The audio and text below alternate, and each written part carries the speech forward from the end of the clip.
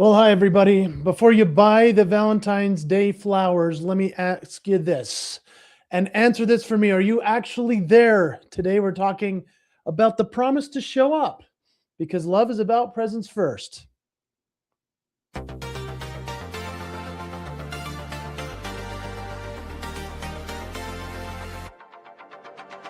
Hey, everybody. Who is her? Yes, welcome to the Jason Hewlett Show. We're talking faith, family, fatherhood, freedom, fitness, funny, and farce. Today we're taking the mask off. Who are you? No one is watching. Yeah, that guy. Am I that worried about what other people think? From the outside, everything feels handled and under control. I can speak to that because I've done that before. You ever notice how people react? We're performing with the lack of character, how the pressure to post the progress. I do my muscle flex. I'm glad you're doing it. Our arena isn't a stadium. It's where you're trying to be present for your kids. Like keeping a promise to your child when you're tired. Mean dad. Mean dad. We all fall to the level of our habits. Your family, they need you. You have kids? You ever wanted to be the cool dad? What people don't see is the upkeep. If your heart isn't in it, literally, you can't show up. Open your mouth too. We go live every Thursday at 3 p.m. The Promise to the One. There are plenty of these left on Amazon, by the way. Oh yeah, there are plenty left. And we're so grateful you're here with us. Today, we're going to talk about a couple of really cool topics. Why your Valentine's gift won't save your relationship. We're going to talk about Tobey Maguire's new girlfriend, a lesson in the promise we keep to our kids. And how about stop filming your life and start living it? We're going to talk about father time. And then in Jason's Variety House, I'm going to share with you an example of a story I went through this week within the performance world. And then we're going to talk about why your 45-minute workout is failing your family, believe it or not. And all of this and so much more coming up next on the Jason Hewlett Show. I walked past the Valentine's aisle and saw panic buying in real time. Grown adults gripping teddy bears like emotional life rafts. That rush is interesting. One day of effort trying to cover 364 days of distraction. That math rarely works. It's wild how simple it used to be. A note, a card, a small act that says, I see you. Simple can be powerful. Consistent acknowledgement builds trust faster than grand gestures ever will. Jason, when did love become a production instead of a practice? Take us back and show us what we forgot. Special thanks to Doug and Phil. That's some good ideas. Those guys are AI-generated characters. And my friend, I want you to think about Valentine's Day when you were a kid. When I was a kid, I remember like third grade, especially for whatever reason, I remember spending nights at home for a week, working diligently, thoughtfully, even painfully, writing notes to every single person in my class. Some who weren't even my friends, really. Some who I didn't like, but I included everyone. And it was to show love to everyone, whether it was male or female. It wasn't about getting a girlfriend. It was about showing love to everyone. The cards were of your own choice. I remember picking out, for example, the Batman kind. I think I got Care Bears because I loved that. Garbage Pail Kids. Do you remember those? Oh, yeah. Those were like, right, the fun ones. I got a candy heart with each one and handed it out, sometimes chocolate on a very successful year for my parents. That's what Valentine's Day was to me as a kid. It was one of the most important days of the year at school. Do you remember that? I mean, if you grew up in the 80s, I don't know if they still do that now. I know my kids still talk about it and kind of make some stuff, but man, when I was little, that was so important. You would then show up to class. Do you remember this? You'd show up to class with a homemade box decorated to the hilt and cut the top, right? You'd cut a little slit in the top opening, and it was usually a cereal box, and you'd leave it on your desk. And then you'd take your homemade notes and treats and thoughts and encouragement and walk desk to desk, putting your Valentine's messages in everyone's box. And you were so proud of yourself. Your handwriting was pretty good. You'd spelled everyone's name right. You were acknowledging everyone. Now, thinking about this now makes me wonder, is there anything like this still happening? Or anything I've done to create some thing so spectacularly simple, yet so acknowledging of others? You know, I'm now an adult. In today's world, how do we show this level of love for others? Can it be Valentine's Day every day in the way we live the promise in our lives? Absolutely, I think so. I think part of the problem with Valentine's, eventually it becomes this awkward thing where you're like 5th, 6th, 7th grade. You're like, oh, I have a crush on that person or whatever. So then you slow down on the I love everybody concept, right? It's only been through the last few years that I've been like, man, I need to show love to everybody all the time. And as an adult, I've had to figure out how to do that the right way. Because if you go in for a hug on an account and you're like, hey, and they're like, so you got to pick your battles, but you always want to show love, right? The only way I think about how to do this is as follows, and maybe this is helpful for you as well. How do you show love every day in the adult and workplace? So let's say, for example, if my friend writes a book, and I have lots of speaker friends, entertainers, people that write books, I will not ask for a free copy. I buy it on Amazon. And I like to be a verified purchase. To me, that's important. And then I make a video, a testimonial video about it. I'll hold their book. I'll take a selfie and I'll talk about their book. I'll give it a 5-star review that I've actually read it. And why do I do this? Because others have done it for me. And it felt so incredible that I adopted the practice. And I thought, man, if I liked it that much, they must really like it. How about this one? Birthdays. Social media reminds us of the birthdays of our friends, right? So do we do something or do we write something? I like to post on the occasional social media, and mostly it's with a heartfelt text that I would rather send them, or a full-on email, maybe even handwriting a note telling them how much they've made a difference in my life. And sometimes things only they would know about within our relationship. It's important to me to be able to say that to them and let them know how important they are to me. I do this because others have done it for me. And so as you're thinking about, like, is there a way to make Valentine's Day be Valentine's year? Like, can we just show love all the time? It is needed. The world is thirsty for your love and thirsty for your energy and everything that makes you who you are and how you express it to others. How about this one? Support others' dreams. Supporting others' dreams. Recently, my friend reached out and said his son is putting on a concert, and he'll be thrilled if a pro in showbiz, which is me, in his opinion, a pro in showbiz came and watched his son perform. He wanted me to give him support and advice for his son's career. He offered me comp tickets. Oh yeah, everyone likes comps, right? I mean, who doesn't? But being on the other side of putting on events, doing shows myself, I know how much comps really cost. It's actually way more than the ticket. And I refused the comps. I thanked him for it, and I bought 4 full price tickets. And I know that'll support him at another level in just getting it free. I do this because others have done that for me. And this is a way I can share love in that way. How about a health supplement? I am a part of a health supplement company called Cardio Miracle. Everyone asks for free product all the time. How do I get your product? I don't know where to buy it. Should I buy it? Should I call you, or should I go somewhere? Where would I get your product? I'm like, dude, you act like you have no idea that it's available on my website. It's available on Amazon. It's available at cardiomiracle.com. And I mean, the question is, would you go to a friend's restaurant and say, I only eat here and support you if you comp my meal? Okay, well, I don't think so, right? But think about the efforts of your friends' businesses, their dreams, their need for customers. Do you show up?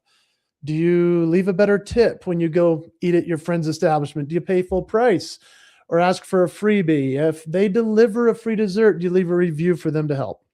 I mean, these are just ways to reenact what in the 80s, remember, putting those little notes handwritten in every single box back in the olden days. That's how we did it around the classroom with Valentine's cards, treats, messages. Want to do something spectacular for someone today? Buy their product. Read their book and review it. Write a positive recommendation for them on LinkedIn with nothing return expected, right? Just doing it. How about commenting on their post or sharing it? Maybe post about them and their work. That is how we return to giving Valentines to everyone every day, all year long. You know, I'd forgotten about that. And so the question is, how will you keep the promise to celebrate Valentine's Day all year long? I saw a man sprint into 7-Eleven sweating and whisper, "Please have flowers."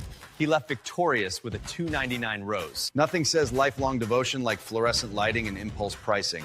Effort counts. Planning counts more. We treat February 14 like a final exam. Study for 48 hours. Hope nobody checks the rest of the semester. Leadership at home is daily. Trash out, phone down, eye contact held, micro promises kept without applause. Jason, if Valentine's exposes the truth, what are we actually revealing this week? It's February 14th in 2 days. It's right now February 12th. So if you're anything like me, you've probably seen the headlines, you know, the commercials, the frantic aisles at the grocery store. We are 48 hours away from the Olympics of romance. But here's the uncomfortable truth we don't like to talk about. A lot of us are about to perform. Yeah. Hey, we're going to buy the card because it's the day for the card. We're going to make the reservation because that's what a good partner does. We're going to put on a show. But leadership, the kind that starts at home, it's not a stage play. It's about the grand gesture you make once a year to make up for the 364 days you were staring at your phone during dinner. Yeah, I'm talking to myself too in many ways, but because in some ways I have not been great at being fully present, but my wife and I laugh about Valentine's Day all the time. And yeah, it's a nice day to celebrate love, no question, in a holiday kind of way. But in reality, we say this in our house. Around here, it's Valentine's Day every day. Now, flowers show up on a Wednesday around here just because. Dishes are done without anyone discussing it around here. Back rubs, massages, romance kisses, walking by in the hallway, giving a kiss or a smooch, tap on the butt, hugging, dancing in the kitchen. These are daily romances, and these are ways to live as Valentines all year long with your loved one. But the people in your life don't want your performance. They want your promise. And they don't want a bouquet of flowers that'll die by Tuesday. They want the version of you that stays in the room when things get quiet. They want the version of you that keeps the small unspoken promise to be there. And today, we're stripping away the red foil and the hollow gestures. We're talking about why your presence is the most expensive thing you own and why you've been giving it away to everyone except the people who deserve it most. So let's talk about the resolution slump for a second. It is real. You know, by mid-February, 80% of people have broken their promise to themselves already at the beginning of the year that we all set the New Year's resolution. So how can you lead yourself if you've already lied to yourself this year? Maybe it's time for a new promise to step up and say, I'm going to practice just being somebody who expresses love throughout the year rather than that one day per year. Performance versus character. What about performance doing something for the applause or to avoid the fight, let's say, while character is doing it because it's who you are when the calendar isn't reminding you? There's something of a cost of digital adultery. Have you ever heard of that? It's not physical, but emotional. When you're at the dinner table, but your mind or your eyes are on your email, even in your mind, right? You're breaking a promise of presence. And right now, the luxury of attention is a real thing. In 2026, attention is the rarest commodity on earth. And giving it fully to your spouse or child's a higher level of leadership moving than hitting a quarterly KPI. So let's think about some of the micro promises that we can make. Trust isn't built with diamonds, although girls like their diamonds, right? Diamonds are a girl's best friend, right? But it's built by taking the trash out when you said you would and putting the phone down when they walk into the room. How about that? Now let's talk about some of the humorous things I've noticed. You guys, seriously, I need to laugh at the absurdity of Valentine's pressure to get to the heart of real connection. Have you ever seen 7-Eleven roses or 7-Eleven chocolates? I'm talking about the convenience store. Seriously, guys, truly, the saddest thing I've seen in Valentine's Day in my career as a man, a dad, a husband, was when I went into 7-Eleven one time and I saw little crappy fake single wrap chintzy roses on the counter that I could buy. I thought, is this a joke? Like, I laughed. And then I saw a man run in, sweating, and then ever so grateful, he said, I couldn't find flowers anywhere. And he bought a $2.99 single rose at 7-Eleven for his wife. I was like, are you serious, man? I appreciate the effort. Hey, but nothing says I love you like a rose I bought at 7-Eleven. So, gentlemen, we can, we must do better. Please don't be that guy. Plan ahead, think of something. And if you're saving it for the last minute, then maybe that means it's time to make more effort on a weekly basis instead of once a year. I once tried to buy chocolate dip strawberries because my neighbor said they were making them for Valentine's Day. I was so excited because she can make everything well. I spent $250 on a few dozen because my wife loves chocolate strawberries. So I bought way too many. I think one for every year of her life or whatever at the point. And I said, I can't wait to give her these. And then we got them. The strawberries were dead. Rotten. Something with the chocolate dipping in them killed them. I don't know. I had dozens of them. We licked the chocolate off. And, you know, a rotten strawberry. We just laughed to think that our neighbor actually was selling these and that I had been had. It wasn't on purpose. It was just bizarre. And it was out of character. I shouldn't have bought that many, I guess. But think about it for yourself. Are you waiting for the one day to give the gift of love? How about being the type of person that does it all year round instead of waiting for that one moment? So the February check-in is this. Forget the Valentine's gift. What is one small daily habit you can start or restart today to prove to yourself that your word still matters? And is your love a show and performance or a promise kept every single day?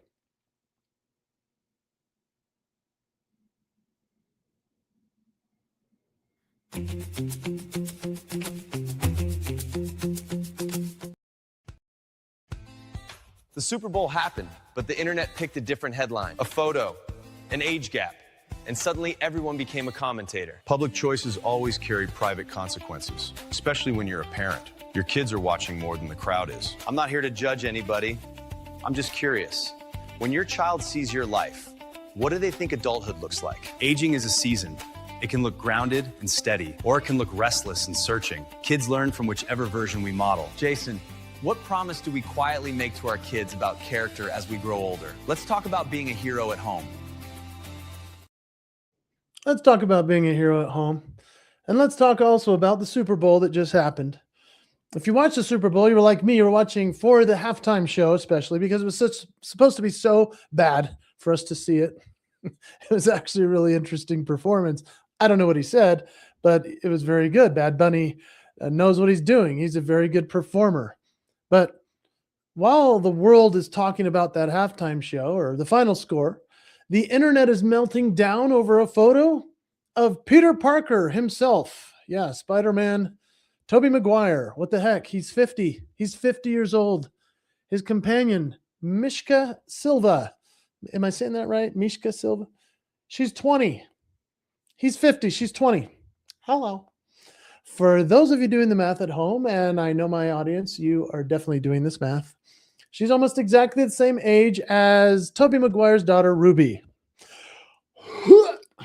No, look. I'm not here to be the morality police. I'm not here to tell a grown man who you can or you can't sit next to at a football game. But I am here to talk about the promise, specifically the unspoken promise we make to our children about what a man of character looks like as he ages. Now, it's hard to look at Hollywood for this example. I know that. In Hollywood, performance is everything, right? You stay young, you date young, you play the part. When your face starts getting wrinkly, all of a sudden they do the facelift thing, and you're like, do I look better? How are my eyebrows? I'm surprised at everything. Yes, this is the Hollywood way, isn't it? But yeah, you date young. Okay. For us as leaders, parents, we know that character over performance is where the real game is won. And when your kids look at your life, do they see a leader who's present and grounded, or do they see someone chasing a version of youth that they themselves are actually living? Oh man, it drives me a little bit bonkers to see this happening. And Tobey Maguire, Tobey, he might be a superhero on the screen. And Spider-Man, hey, as an actor, right? Today, we're going to talk about how to be a hero in your own living room, and where the stakes are a lot higher than a movie franchise. And here's the thing. I like Tobey Maguire. He's a great actor, right? But this is an interesting point to me because let's talk about the mirror test. If your dating life or social habits mirror your child's peer group, are you a mentor or a competitor? Oh boy. Yeah. Let's talk about the Leonardo DiCaprio trap. Every time I've seen him with somebody in the last 25 years, it seems like they have to be younger and younger. And it's almost like a cultural trend of aging stars who plateau at 25. Is this a sign of success or refusal to embrace the beauty of a new season of life? I can understand why he thinks somebody younger is more, attractive in that moment. But let me tell you, what a shame to watch somebody become known for that thing that is actually not as great as you would imagine. You can legally be right, but rationally noisy, right? So how the noise of our public choices can drown out a private message to our families. Like if I'm out there shouting that I'm doing all these other things and I'm not living it in my house, I am incongruent. I'm breaking my own promise. So let's talk about the daughter factor. Let's examine the psychological impact on children when their parents' romantic interests are their literal peers.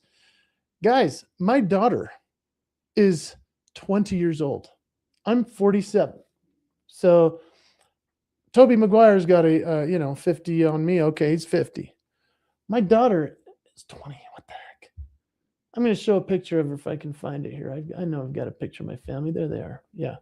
My daughter's 20 years old right in front of me. My sons are 19, 18, 14. Okay. They're young. This is my favorite group, right? My favorite people. Am I their competition? Holy heck. That's crazy to think about that as an idea. So our 40s and 50s should be about deepening our roots, not just polishing our leaves. I mean, every choice a parent makes is a promise of what the future looks like. What are we promising our kids about the value of wisdom over novelty? So just because you can play the part of the youthful playboy doesn't mean you should. Let's lead without the mask for a minute. Leadership's about behavior, not position or coolness. So question is, if your child grew up to mirror your current lifestyle and choices exactly, would that make you proud or concerned? I mean, are you spending more energy trying to be relevant to the world or reliable to your family? And what areas of your life you're performing for an audience of strangers instead of showing up for the people who actually know your name? Yeah. As I'm thinking about this, I'm thinking about how, it's not about judging where they're coming from. I'm not doing that. I'm just saying, look at the perspective between what their life currently is with their children that age and what they're putting out into the world. It's just a little bit of a disturbing trend. I understand that lots of guys are going through midlife crisis. I know at my age, 47, I mean, this is the time, right? Like I should go buy a Ferrari or a Corvette or whatever I can afford. Or usually you buy something you can't afford. That's a midlife crisis. Or you go and dump the person you've been with for a long time and go try to get that trophy. That's your own kid's age. Yeah. No, let's not. Let's come back to the foundational reason why we have families. The reason is to deepen our roots, keep our promises, to love one another, to help each other grow and strengthen while deepening those roots into a foundation of faith, a foundation of togetherness, of foreverness. And if we don't do that, we're breaking the promise to a lot of people.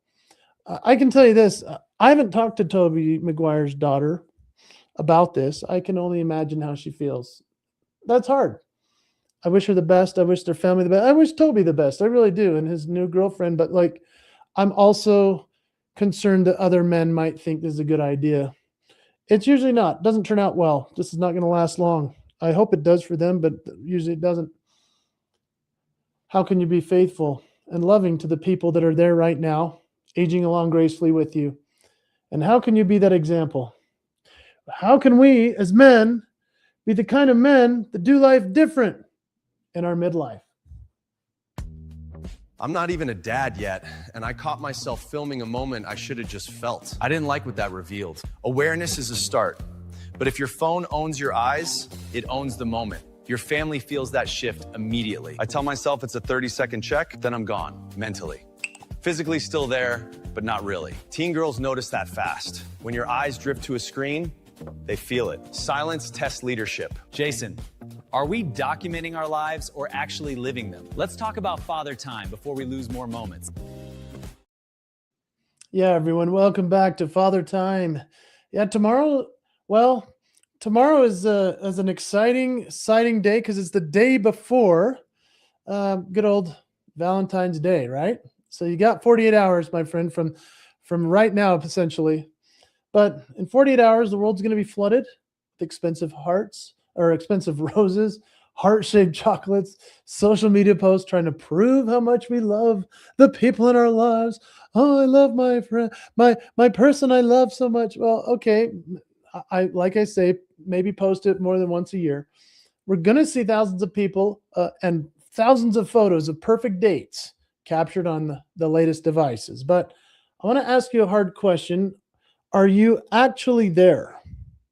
In 2026, we become experts at capturing life, right? I have my phone right here. This captures a lot. We have 8K footage of the dance recital. We have cloud backups of the bedtime stories. We have digital legacies that will outlive us. But I fear we're becoming ghosts in our own rooms.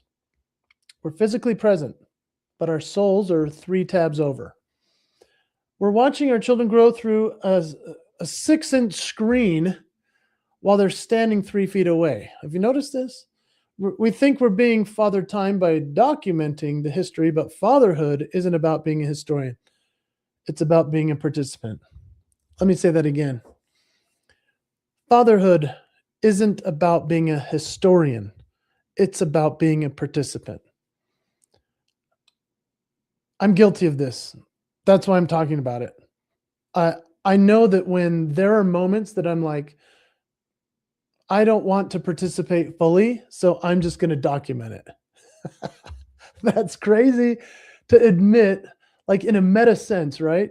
Because it's like, I think all the time about, okay, I need to be fully in on this, but I'm going to document it too. And there is something special, of course, to capture the moment, the run on the football field, the moment somebody's getting a new experience, or their college just came through that they're going to get a scholarship. Like, those moments matter, right?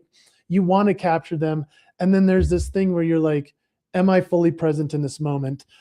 I've noticed this a lot on social media because a lot of these performers that you see, even performers I've been to, they're like, whatever you do, don't bring your camera. I don't want to see any cameras. Mostly stand-up comedians do that now. They won't allow you in without zip locking and locking your phone away. Like, you can't even take a picture of the stage or anything because it might capture their material they're working on for the next Netflix special, right? Performers now are even saying, hey, you know what, guys? Just enjoy the moment. Because usually, if you ever take a picture of an audience, they're like this. They're like the whole audience, like 1,000 people looking through their phone, taking videos of the performance.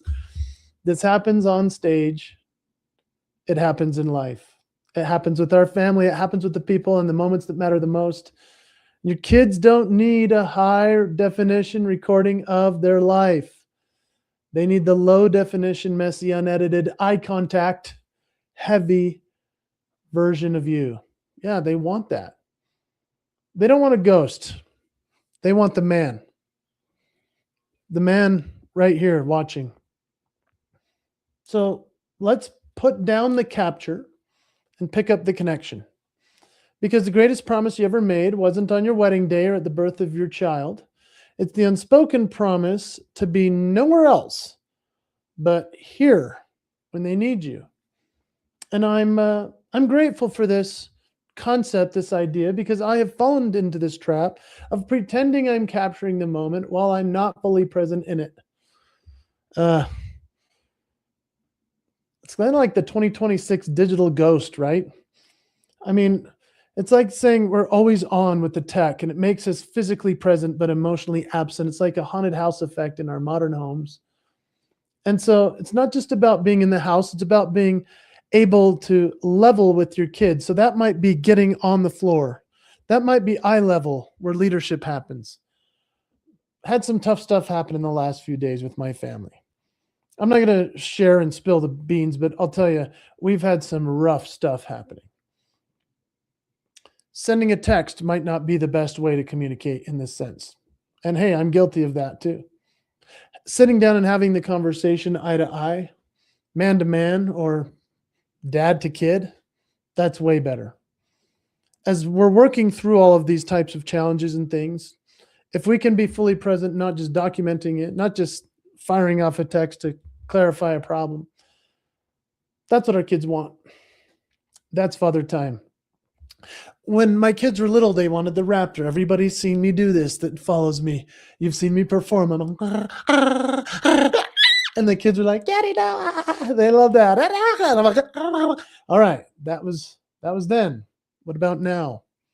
Now I pretty much hide behind this and say, I'm capturing this moment while everyone else is singing happy birthday, or while everyone else is doing the thing and I'm watching it, capturing it to say, I'm a historian. Hey, let's not be a historian. Let's be a father who's present. You know, when was the last time you looked into your partner or your child's eyes long enough to notice the color change in the light without looking away to a screen? Yeah. This is all stuff we're all struggling with. But the question is, when you're gone, do you want them to have 10,000 photos of you, or the memory of the one time you put the world on hold, put the phone down, and just listened? I like to say I make a living as a speaker, but I make a life as a listener. I like to live by that. So the question, we'll wrap up this segment, is, are you the father historian or the present father? Okay, hear me out. What's your boundary with the client? Not the slogan, the real one. I've said yes when I meant maybe. I've said maybe when I meant no. That never ends well. Boundaries protect the standard. Most people don't set boundaries. They set tolerance. Then they're shocked when resentment shows up. Jason, are we documenting our lives or actually living them? Let's talk about father time before we lose more moments. Well, I appreciate them asking about that. And yes, of course, we just hit on that whole concept of father time. And so now let's go a little bit further into some of the fitness of life, because we talk about all the F words on this show. We're talking about faith and family and freedom and fitness and even finance. We probably should throw that in there. But of course, funny and farce is what we want to be a part of as well. So I want you to know I see you. I see you at 5 a.m. Lace up your shoes. Hit the gym, man. You're putting in the work. Yeah. You're sweating. You're grinding. You're telling yourself, I'm doing this for the kids. I want to be around my kids. Right? That's a beautiful promise, man. Good job. Most people have quit that promise by now in the middle of February. But here's the truth we don't like to talk about. We're going to go even further into that. For a lot of us, the 45-minute workout has become the new late night at the office. Yeah, it's a socially acceptable way to hide. All right.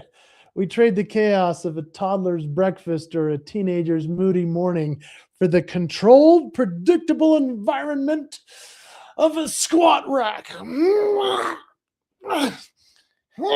That's how my squats look. Yeah, that sounds really bad, doesn't it? That's how my squats are. We're performing, you guys. We're chasing a physique to prove we've still got it. And while our families are at home wishing we'd just be there. If you come home from a workout so exhausted and so self-absorbed that you have nothing left for the people you claim to be training for, your workout isn't an investment. It's a withdrawal. And it's time to stop training for the mirror and start training for the hallway. Let's talk about being at home. The hero fallacy.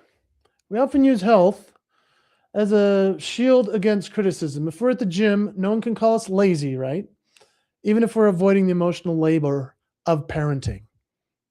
I have done this so often that this is why this topic resonates with me so much. Eventually it becomes this thing where you're like, it's okay for me to just kind of disappear from the family because I don't want to deal with all the the stuff that's going on in the house. I don't want to have to clean it up. I don't have to deal with the mess that is having little kids or having a family at home. And so I'm going to go to the gym and just crank it out. Yeah, you're keeping your goals. Yeah, you're keeping some promises, but remember the promise to the family. Let's talk about performance versus capacity. A performance workout's about the weight on the bar, right? A promise workout is about increasing your capacity to stay calm when your kid spills milk at 7 p.m. I know as I go through every single day and I see where I'm pretending that I'm not fully present, whether it's the whole documentation thing we just talked about, father historian, or I'm going to go hit the gym because that's an easier place to hide because I'm keeping my goals. The 2026 shift should be functional longevity, right? The trend is moving from looking fit to being useful, right? Now, can you sit on the floor for an hour? Think about the stuff that your kids want to do. Maybe your kid wants to just shoot baskets with you. That's awesome, right? Go do that. If you're working out just for the mirror, that's one thing. But if you're being able to do pull-ups because that's something that allows you to do strength greater for your family in the present moment, then that's what it's for. Can you carry a sleeping child up the stairs without gasping for air? Maybe that's what that's what I've worked on recently, is to think, okay, I still need to be able to function in a way where I can keep up with my kids on a hike. They're not going to think we can't invite dad to shoot baskets. They can't think, hey, dad can't work out with us because he's not fit enough. I want those types of things. And I'm also doing a lot of kettlebell workouts. The kettlebell seems to be a good one. I'm getting off the ground. I'm doing the Turkish get up. Right? It's a quick little 30-minute. But let's talk about the sweat equity of presence. If your workout requires 2 hours of prep, drive time, and recovery, is the cost of that time worth the physical benefit to the family unit? I think a 30-minute workout is plenty. 45 is okay. I mean, you can crank something really good out. Maybe bring the kids along, bring your wife with you. If that's possible, I know sometimes you got to just split it up. She goes and then you go. Hopefully that's how you've worked this, but don't let it be the place that you hide. So let's talk about the micro-promise model, shifting from one long, selfish block of time to integrated movement snacks that involve the family or take place in the margins of home life. What are the ways in which we can integrate our family into that whole system of getting healthy? Maybe it's just we're working out together, we're having a good time, we're drinking our Cardio Miracle together. And now I just have to put a plug in for Cardio Miracle. This sponsors the show. This is a family legacy business, my friend. And I'm so thankful for the idea of the fact that all of us have something like this in our world, to be able to create that for ourselves. If we're willing to mix this up into the drink, it makes a big old difference, doesn't it? And so I hope that as you start to think about it for yourself, how your health and fitness comes into the play, just remember, don't just sneak away, be fully present. And my friends, that'll make all the difference in the world. I want to give a plug to Cardio Miracle because Cardio Miracle can help your family get into that health mode for each other. It's a great daily supplement. It's changed my life. It makes me feel wonderful and healthy. I'm grateful for it. And so as we transition into this last little piece, I'm excited to be able to talk to you just a little bit about a client experience I had the other day. And my friends, I hope that you'll take a minute and go check out cardiomiracle.com. It'll change your life, give your heart the health it needs. It's going to do you good.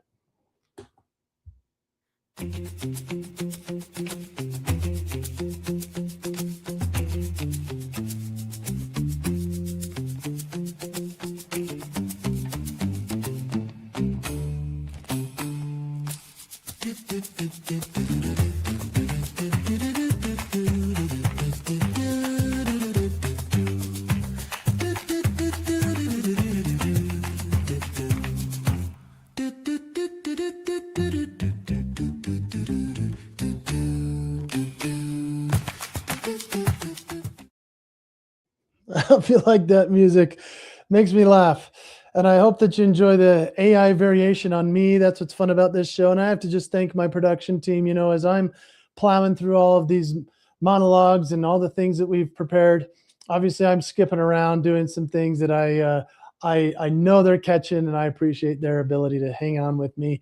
As we wrap up, I'm going to share an experience that I had this last week that was really interesting, and it's just part of the funny and or farce of what I do. So I thought it would be fun to share it right here as we wrap. First of all, though, thank you for joining me today. I really appreciate it. I actually had an event right before this. I had to race from the downtown where I live, and it was about a 30-minute drive in a monster rainstorm as I was making sure to get here in time, tearing off the clothes, putting on the new stuff, getting my hair all right. Oh, do I look okay? So thanks for joining me. And as we continue to grow this, it's going to be exciting. But this last week, I had an experience. It was actually 1 week ago today, after I did the broadcast last week. I hope you'll check that out. And we do have a couple of episodes we've already done. And yeah, we're coming to you live every Thursday at 3 p.m. This is a really fun experience for me to do the Jason Hewlett Show with an amazing team. They're all around the world, so it's awesome. Events to me are very sacred. They're very important.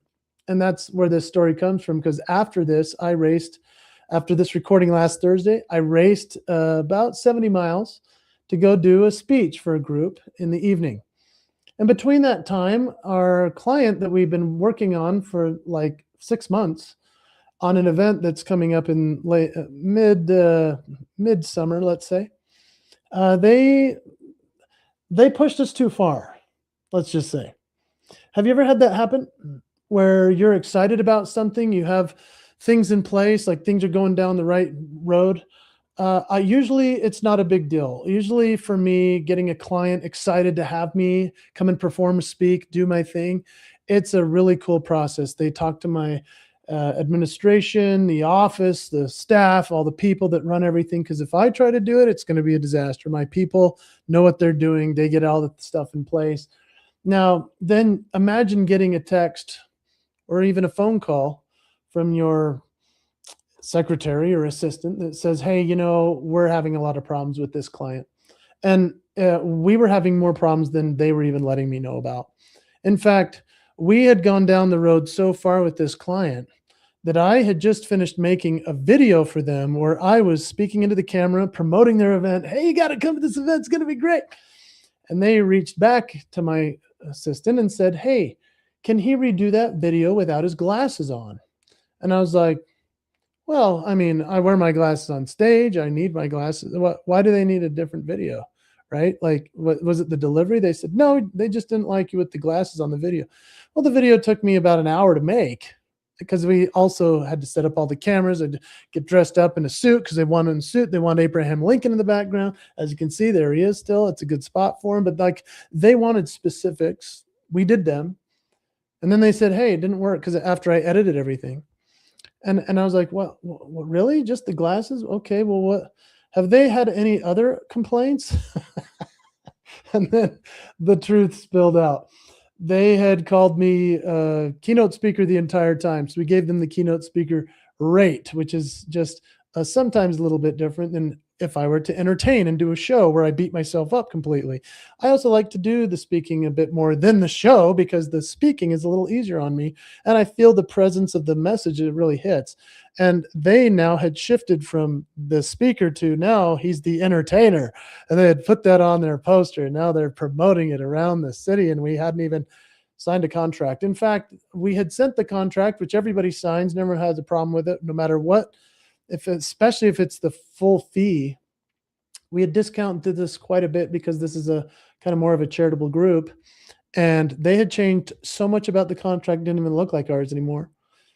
I'm only telling you all the details because how far are you willing to let someone push you until you realize that, you know what, they're only in it for them. They're not looking to help me.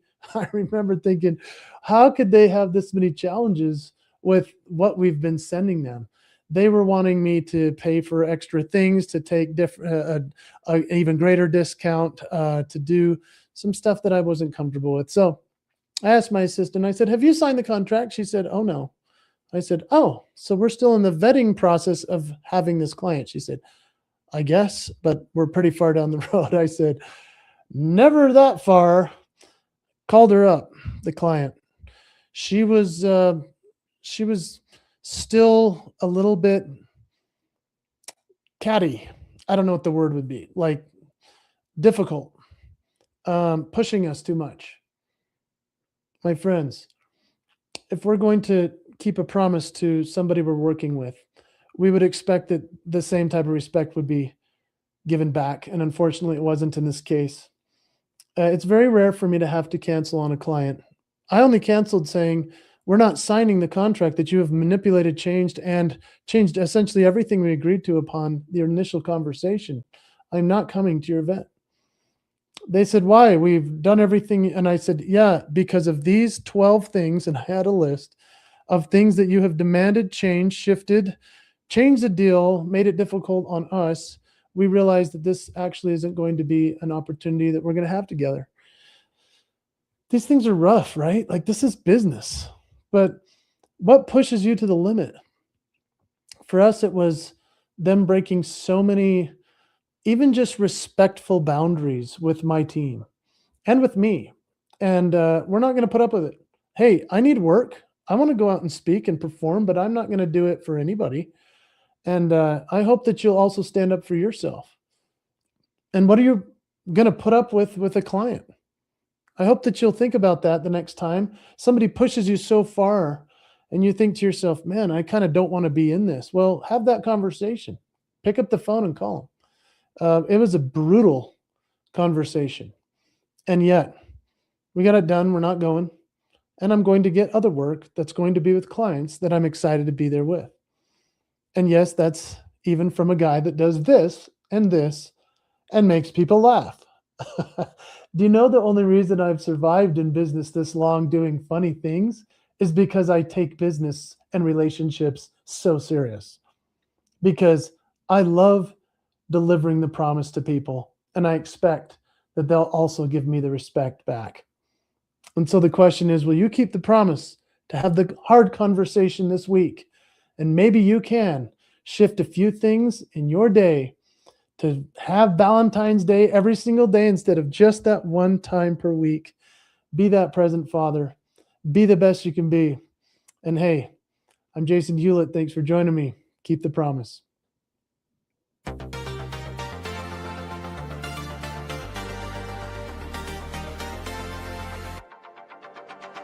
Hey everybody, yes, welcome to the Jason Hewlett Show. We're talking faith, family, fatherhood, freedom, fitness, funny, and farce. Today we're taking the mask off. Who are you? No one is watching. Yeah, that guy. Am I that worried about what other people think? From the outside, everything feels handled and under control. I can speak to that because I've done that before. You ever notice how people react? We're performing with the lack of character, how the pressure to post the progress. I do my muscle flex. I'm glad you're doing it. Our arena isn't the stadium. It's where you're trying to be present for your kids. Like keeping a promise to your child when you're tired. Mean dad. Mean dad. We all fall to the level of our habits. Your family, they need you. You have kids? You ever wanted to be the cool dad? What people don't see is the upkeep. If your heart isn't in it, literally, you can't show up. Open your mouth too. We go live every Thursday at 3 p.m. The Promise to the One. There are plenty of these left on Amazon, by the way.